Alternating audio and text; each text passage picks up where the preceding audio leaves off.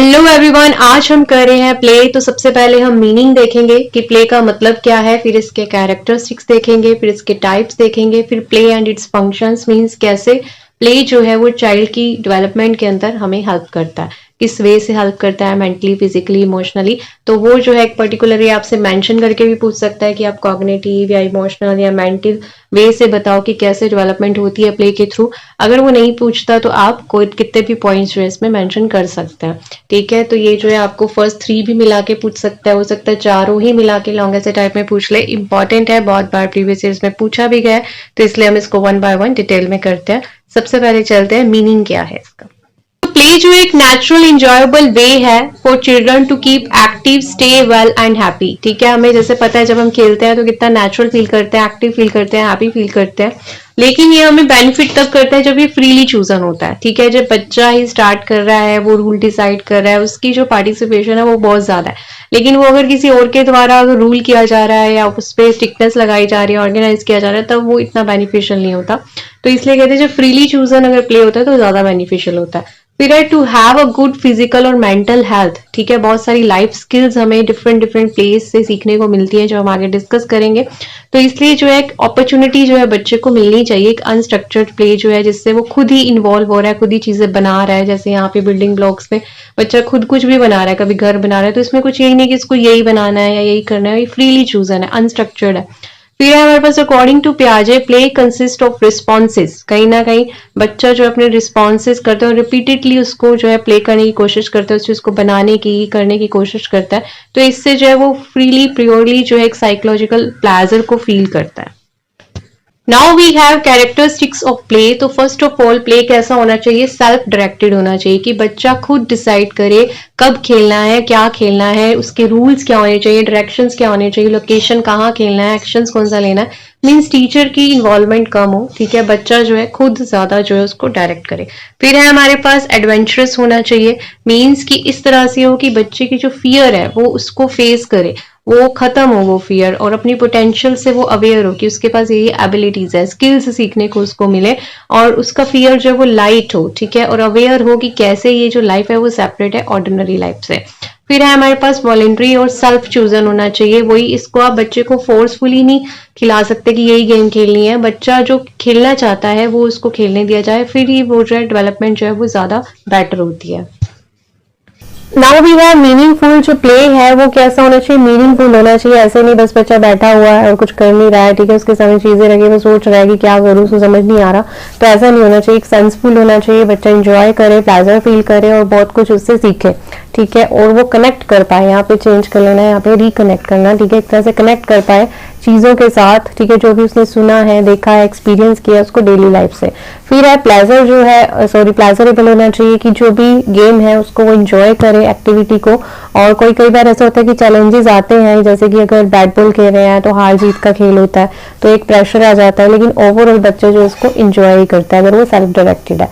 फिर हमारे पास active, alert और नॉन स्ट्रेस होना चाहिए, स्ट्रेस फील ना हो। ठीक है, बहुत ज्यादा प्रेशर ना हो कि एंजॉय ही नहीं कर रहे हैं उस चीज में, और बच्चे के माइंड को एक्टिव और अलर्ट रखे, इस तरह से गेम होना चाहिए। फिर है प्रोसेस ओरिएंटेड होना चाहिए, कि जो गेम खेल रहा है उसमें बच्चे का प्रोसेस पे फोकस हो, ना कि एंड पे फोकस हो कि उसको उसकी जीत होगी या हार होगी, नहीं, लेकिन वो जो सीक्वेंस, जो स्टेप्स है उसको एंजॉय कर रहा हो। जब मान लो कि बिल्डिंग ब्लॉक्स बना रहे हैं तो उसको बनाने में उसको मजा आ रहा हो, उसके सीक्वेंस में, उसके स्टेप्स में। Now we have types of play. तो सबसे पहले हमारे पास अनऑक्यूपाइड प्ले, जिसमें बच्चा जो है रैंडमली मूवमेंट्स करता है। ठीक है, बिना किसी ऑब्जेक्टिव्स के। कई बार होता है ना बच्चा जिसमें उसके खिलौने रखे होते हैं तो उसमें से चीजें बाहर निकाल रहा है, फिर वापस डाल रहा है, तो कोई ऑब्जेक्टिव नहीं है, बस उसको एक्सप्लोर कर रहा है। तो इससे उसकी क्या हैबिट बनती है, आगे जाके फ्यूचर में वो चीजों को एक्सप्लोर करना सीखता है। तो इस टाइप से जिसमें वो अकेला है और चीजों को बस अनऑब्जेक्टिव, उसका कोई ऑब्जेक्टिव नहीं है, रैंडमली उसकी मूवमेंट्स है, तो उसको कहते हैं हम अनऑक्यूपाइड प्ले।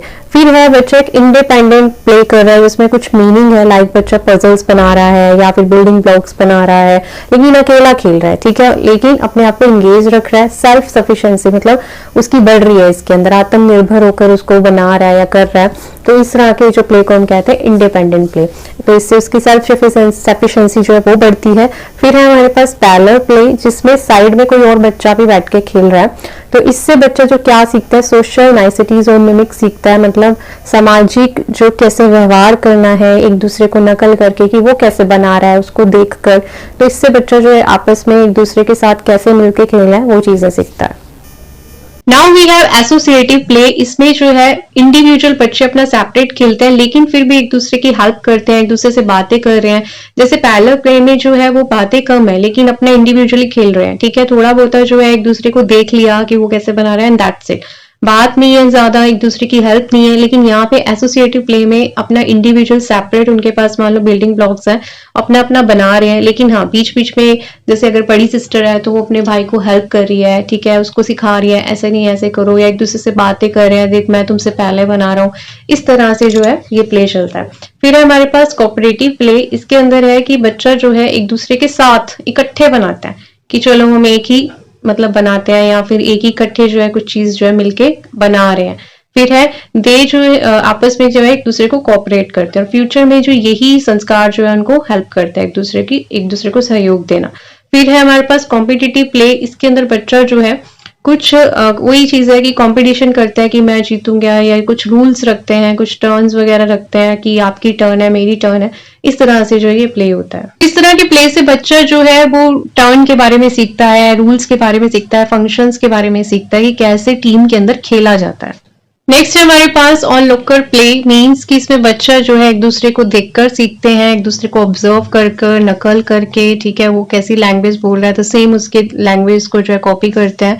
फिर है हमारे पास ड्रामेटिक प्ले। इसके अंदर जो बच्चा मतलब जो अपनी ड्रेस पहनते हैं, जैसे स्कूल्स में सिखाया जाता है एक डायलॉग कैसे बोलने हैं, ठीक है, डिफरेंट डिफरेंट स्क्रिप्ट्स होती हैं, तो इससे बच्चा जो लैंग्वेज उसकी डेवलप होती है, कैसे लेके एक दूसरे को कोऑपरेट करना है, टर्न वाइज खेलना है, ठीक है। तो ड्रामा के प्ले के थ्रू जो है ग्रुप प्ले भी हो सकता है। फिर है हमारे पास कंस्ट्रक्टिव प्ले। इसमें टीचर हेल्प करती है कि कैसे जो है बनाना है थिंग्स को, कैसे जो है फिट करना है चीजों को। इसमें कंस्ट्रक्टिव मतलब बच्चे को बनाया जाता है, उसकी मोटर और कॉग्निटिव स्किल्स जो है वो डेवलप होती है। Now we have play and development. Functions of play भी इसको कहते हैं, दोनों वे से पूछा जा सकता है। और ये भी पूछा जा सकता है कि पर्टिकुलरली कॉग्निटिव डेवलपमेंट या फिजिकल डेवलपमेंट कैसे होती है। तो जो मेंशन किया हो वही लिखना। अगर ये मेंशन नहीं किया हुआ पर्टिकुलर नेम तो आप कोई भी लिख सकते हैं, ठीक है। तो हम कुछ 8 to 9 डिस्कस करते हैं कि कैसे प्ले से क्या क्या डेवलपमेंट जो है हो सकती है। तो फर्स्ट ऑफ ऑल है हमारे पास कॉग्निटिव डेवलपमेंट, ठीक है। इससे क्या है बच्चे की माइंड कि कैसे सोचना है, कैसे चीजों को याद रखना है, क्योंकि प्ले के अंदर ये सब चीजें होती हैं कि रूल्स याद रखने हैं। फिर जो है इससे बच्चा अलग अलग मान लो कि प्ले पे डिपेंड करता है। कई प्ले जो होते हैं मतलब पजल से रिलेटेड होते हैं या वही ब्लॉक से रिलेटेड होते हैं, तो साइज क्या है, शेप क्या है, कलर क्या है, टेक्सचर क्या है, ये चीजें सीखता है। उसकी जो है कहीं ना कहीं क्रिएटिविटी और इमेजिनेशन जो है वो बढ़ती है खेलने से। फिर है हमारे पास फिजिकल डेवलपमेंट। अगर फिजिकल प्ले कर रहा है तो उसकी मसल्स स्ट्रांग होती हैं, बोन्स, स्टेमिना उसका स्ट्रांग होता है, कैसे वॉक करना है, रन करना है, जंप करना है। तो ये जो उसकी ग्रोस मोटर जो स्किल्स हैं वो जो होती हैं वो भी डेवलप होती हैं। फिर है हमारे पास now we have social development. इससे जो है बच्चे जब आपस में खेलते हैं, ग्रुप में खेल रहे हैं, तो उससे क्या है एक दूसरे से कैसे जो है शेयर करना है, कोऑपरेट करना है, कॉन्फ्लिक्ट को रिजॉल्व करना है। तो ये सब चीजें सीखते हैं, काइंडनेस, एम्पैथी, सेल्फ कंट्रोल। तो सोशल डेवलपमेंट होती है। फिर हमारे पास इमोशनल डेवलपमेंट भी होती है, क्योंकि बच्चा अपने इमोशंस को एक्सप्रेस करता है, कौन सी बात को कैसे कहना है, अपने पार्टनर से भी सीखता है, ठीक है। अपने इमोशंस को मैनेज और कंट्रोल करना भी सीखता है। मान लो हार जाता है तो टीचर या फिर पेरेंट्स जो सिखाते हैं कि फिर भी कैसे उस चीज को एंजॉय करना है, काम रहना है। तो बहुत सारी इमोशंस जो है बच्चा प्ले से सीखता है। बिहेव कैसे करना है, रिलेशनशिप कैसे मेंटेन रखना है सामने वाले से। फिर है हमारे पास सेल्फ रेगुलेशन। इससे बच्चा जो है अपना emotional control, self development, abilities, उसको अपनी पोटेंशियल्स के बारे में पता चलता है, अपने इंटरेस्ट के बारे में पता चलता है।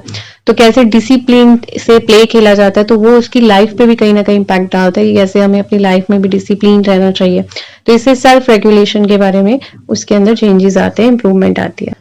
Now we have motor development. बच्चा जो है अपनी मूवमेंट्स करता है, लार्ज मूवमेंट्स, स्मॉल मूवमेंट्स, अपने हैंड्स की मूवमेंट्स, उसके फिंगर्स की मूवमेंट, जिससे जो उसकी मोटर जो डेवलपमेंट है वो प्ले एक्टिविटीज से इंक्रीज होती है। फिर है बच्चा जो है उसका सेल्फ कॉन्फिडेंस बढ़ता है, जब वो नई चीजें सीखता है, उसको समझ में आता है, फिर धीरे धीरे उस पर मास्टरी कर लेता है, तो उसका जो कॉन्फिडेंस है वो और भी बढ़ जाता है। फिर है हमारे पास क्रिएटिव डेवलपमेंट की बच्चे जो है इससे उनकी इमेजिनेशन बढ़ती है, ठीक है, कैसे प्रॉब्लम सॉल्व करनी है, कैसे कलरफुल आर्ट बनाना है। तो प्ले से जो है उनको बहुत सारी चीजें सीखने को मिलती है एज कम्पेयर टू आप उस बच्चे को एक्सरसाइज करा रहे हो या फिर बैठकर खुद सिखा रहे हो। उससे ज्यादा जो है वो एक्टिविटी उसमें इन्वॉल्व होता है ना, तो वो क्रिएटिव बनता है। फिर है हमारे पास लैंग्वेज डेवलपमेंट, एक दूसरे से थॉट एक्सचेंज होते हैं, आइडियाज एक्सचेंज होते हैं, social and emotional skills improve होती हैं। बच्चे जो है एक दूसरे के साथ जब बात करते हैं टीचर से आपस में, तो उससे जो है उनकी क्या होती है, लैंग्वेज डेवलपमेंट भी होती है।